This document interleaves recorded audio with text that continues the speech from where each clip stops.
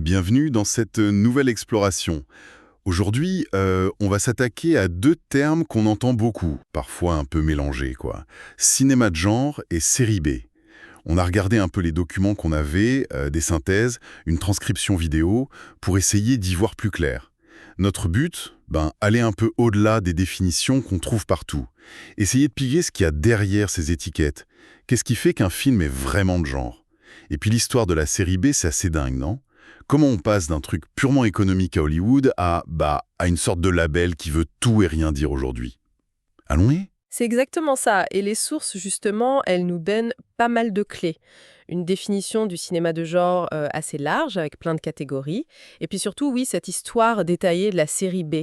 On va suivre un peu son évolution, quoi. De l'âge d'or des studios jusqu'à son rôle aujourd'hui, en passant par le cinéma d'exploitation. C'est une histoire économique, mais aussi culturelle, en fait. Alors commençons simple. Le cinéma de genre. D'après nos sources, c'est un film qui colle à une catégorie identifiée. Action, comédie, horreur, SF, western, enfin la liste est longue. Oui.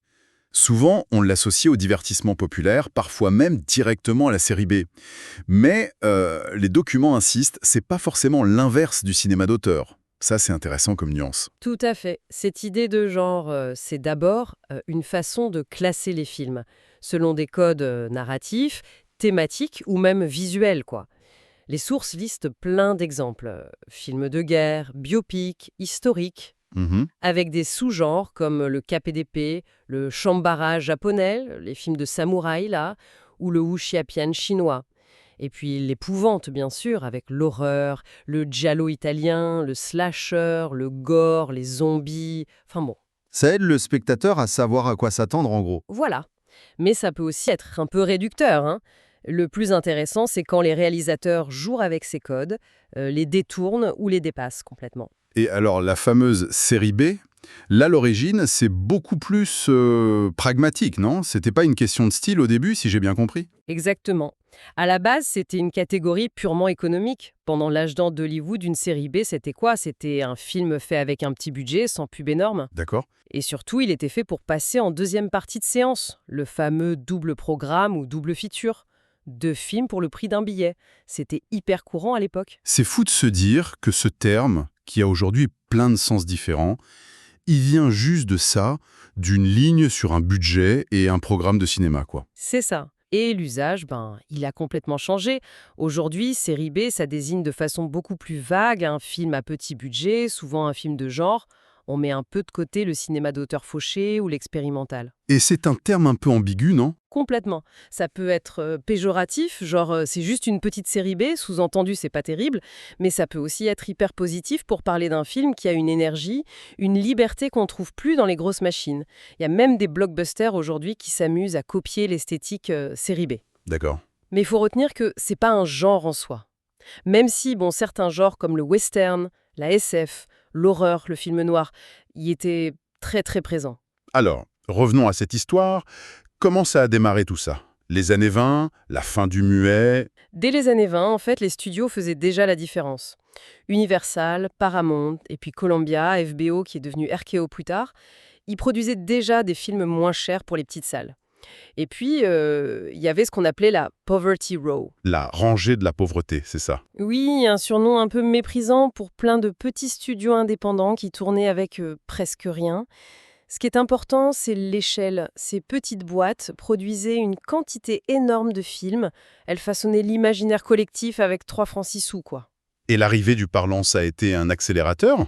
Ah oui, carrément. Le son arrive vers 1929, en pleine Grande Dépression. Pour rentabiliser les nouveaux équipements et attirer les gens, beaucoup de salles ont adopté le double feature. Finalement, ça coûtait moins cher de passer 2 longs métrages qu'un seul, avec des cours, des actualités, tout le tralala. Ah, d'accord. Du coup, ça a créé un besoin énorme pour ce deuxième film, moins cher, moins prestigieux. Et hop, la série B était née. Pas par choix artistique, juste par logique économique. C'était un modèle super bien rodé, alors surtout pour les gros studios. Absolument.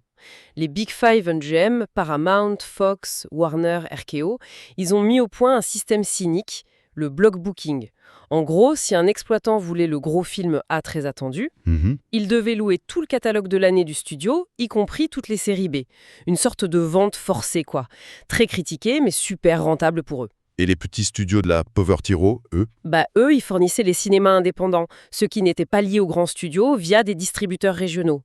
Republic, Monogram, c'étaient les rois de ce marché-là. Et ça représente combien de films, tout ça? Les chiffres donnent un peu le tournis. Ah mais c'est colossal.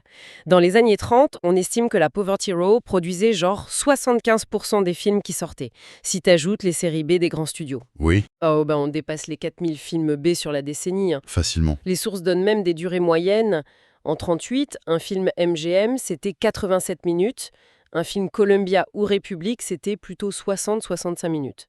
C'était pas le même produit, clairement. Et le western, c'était vraiment le roi de cette production de masse, on dirait. Ah oui, le western B, c'était la colonne vertébrale du système dans les années 30 et 40. C'est là que des gars comme John Wayne ont fait leur classe, chez Republic par exemple. Mhm. Il y avait aussi plein de séries de films avec des héros récurrents. Charlie Chan, The Saint, Tarzan. C'était souvent pour les jeunes, pour les séances du samedi après-midi. Et ça tournait à une vitesse folle, des quickies, comme on disait. Parfois bouclés en 4 jours avec des budgets ridicules, genre moins de 10 000 $. Une vraie usine. Donc les années 30, c'est la mise en place de ce modèle. Mais j'imagine que les années 40, avec la guerre, les lois qui changent, ça a dû commencer à bouger, hein. Exactement. Il y a eu des décisions de justice qui ont commencé à limiter le block booking. Du coup, les grands studios ont un peu levé le pied sur les séries B pour se concentrer sur leurs gros films A. Ce qui a laissé plus de place aux spécialistes, hein. Paradoxalement, oui. Republic, Monogram et un nouveau PRC ont pris plus d'importance. Et c'est aussi une période hyper importante pour le film noir. Ce style visuel très sombre, très stylisé, avec ses histoires pessimistes, ça collait bien au petit budget. Ah oui? Les sources citent Stranger on the Third Floor, un petit film RKO de 1940, 64 minutes, comme un des premiers films noirs.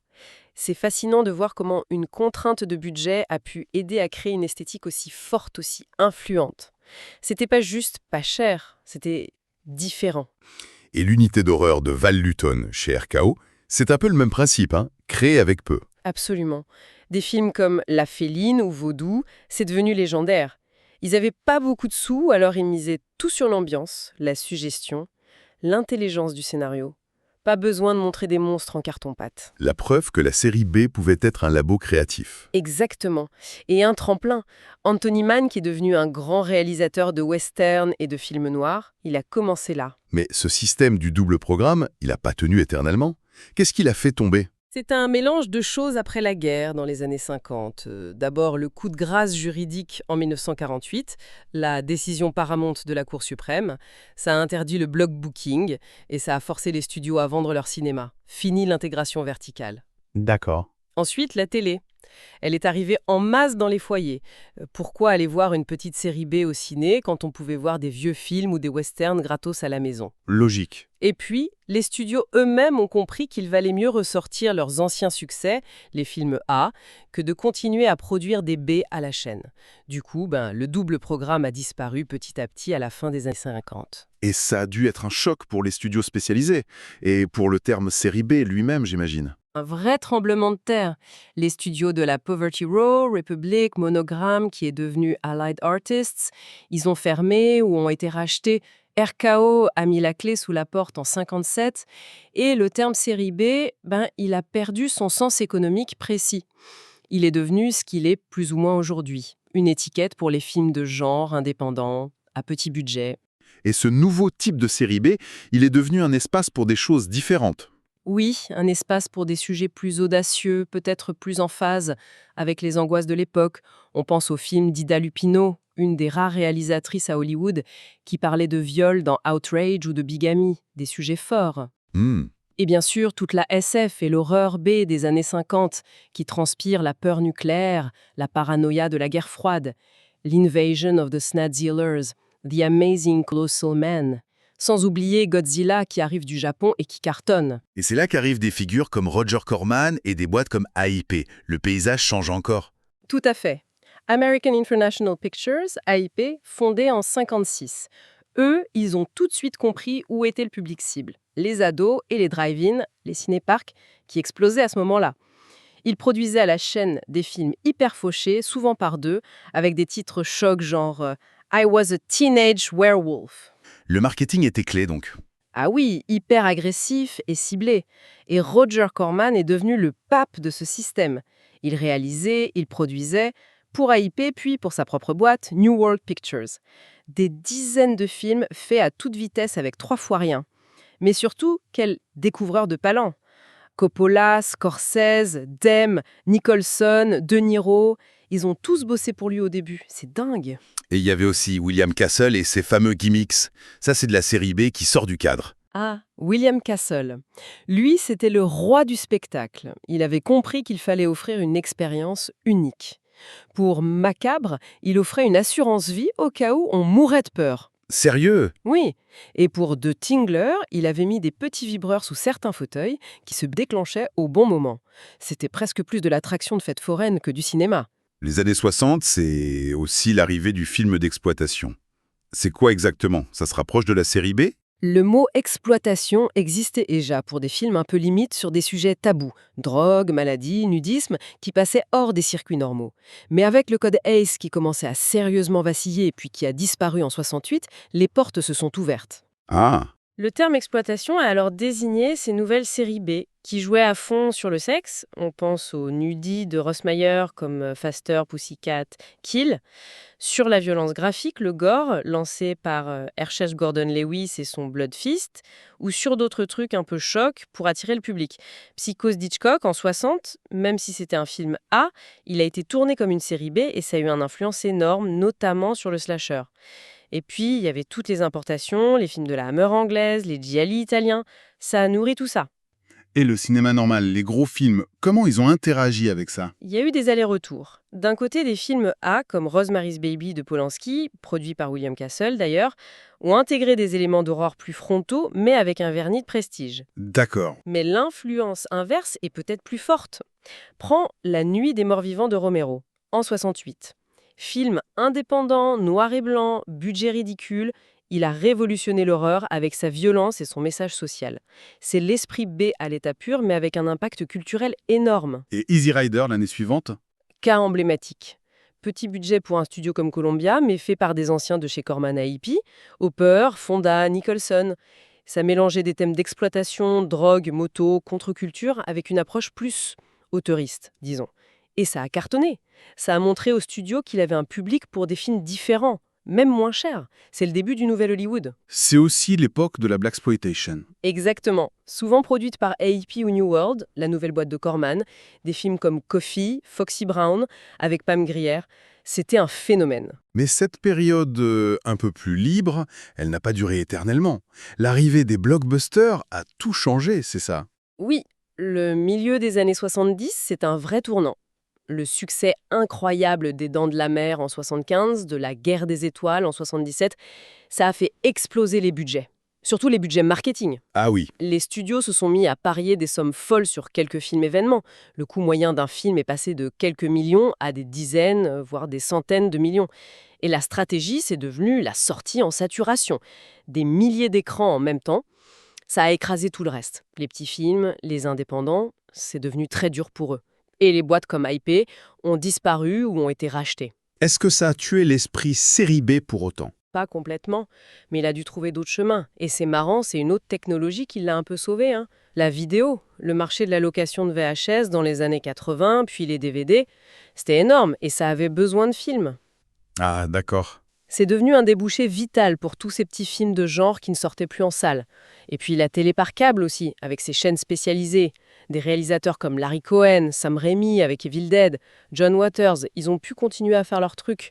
Et de nouvelles boîtes sont apparues comme Trauma avec The Toxic Avenger ou Empire. Et aujourd'hui, avec le numérique, le streaming, comment ça se passe? C'est encore différent. D'un côté, faire un film coûte beaucoup moins cher grâce au numérique. N'importe qui peut tourner un truc avec son téléphone, presque. Oui. Mais le problème, c'est d'exister, d'être vu dans la masse de contenu. Le streaming offre des chances, mais la concurrence est folle. L'industrie, elle est hyper polarisée. Les énormes blockbusters d'un côté et de l'autre, plein de films à budget plus modeste, souvent pour des niches. D'ailleurs, certaines majors ont recréé des filiales spécialisées dans le genre à petit budget, comme Blumhouse chez l'Universal. C'est un peu un retour des unités B, mais avec un autre modèle. Et si on devait faire le bilan de tout cet héritage, qu'est-ce qui reste de cette histoire un peu folle? Ce qu'il faut retenir, c'est que la série B, même si le modèle du double programme a disparu, elle a laissé une trace énorme. Ça a été une école incroyable pour plein de cinéastes, de techniciens, d'acteurs. On a cité Corman et ses poulains, mais pense à Tarantino, Rodriguez, ils s'en réclament fièrement.